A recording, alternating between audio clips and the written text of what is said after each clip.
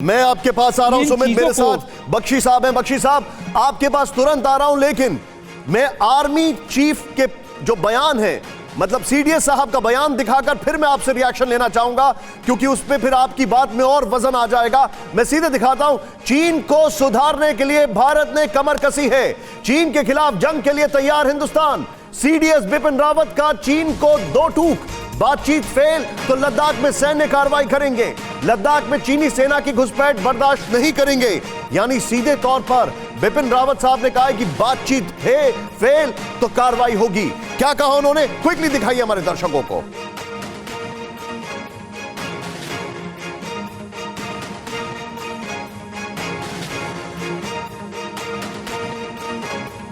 बिपिन रावत साहब ने सीधे तौर पर कहा है कि चीन के खिलाफ जंग के लिए तैयार है, सीधे सीधे दो टूक।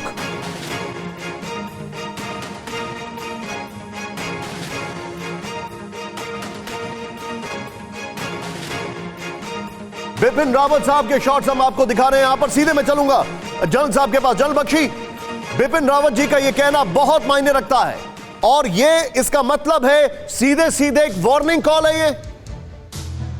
नहीं, देखिए बिल्कुल वार्निंग कॉल है। देखिए साहब, बर्दाश्त की हद होती है कोई।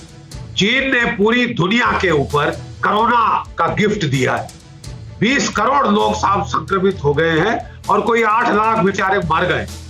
130 दुनिया के देशों ने चीन के खिलाफ इंक्वायरी मांगी है।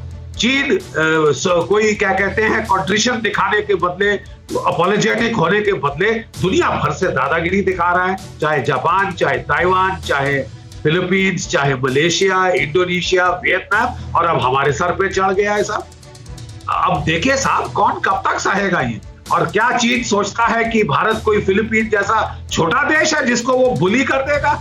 देखिए साहब, हमने हर कोशिश की है शांति से मसला सुलझाने की, क्योंकि हम शांति में विश्वास रखते हैं। लेकिन अगर कोई हमारे सर पे चढ़े तो हमें उतारना आता है। हमारी सैन्य तैयारी हमने पूरी कर ली है, और अब हम जो बात कर रहे हैं, हमारे सीडीएस जो कह रहे हैं, बड़े भरोसे और इस इत्मीनान से कह रहे हैं कि हमने भी तैयारी कर ली है साहब, हम लड़ना नहीं चाहते। लेकिन अगर आपको इतना शौक है लड़ने का, तो साहब हम आपको दो हाथ करके दिखा देंगे, दांत आपके टूट जाएंगे।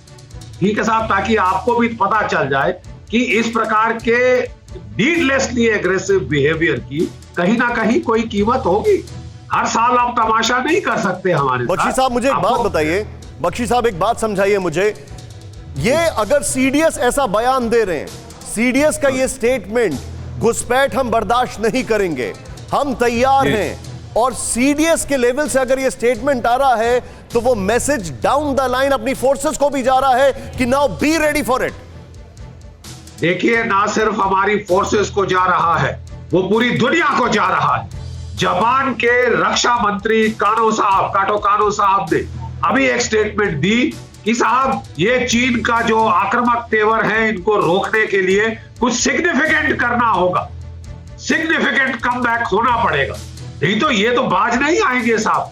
अगर इनके लिए जो है कॉस्ट और कॉन्सिक्वेंसेस चीन के लिए नहीं बढ़ाए गए, तो वो इस तरह की ओवर एग्रेसिवनेस करता रहेगा।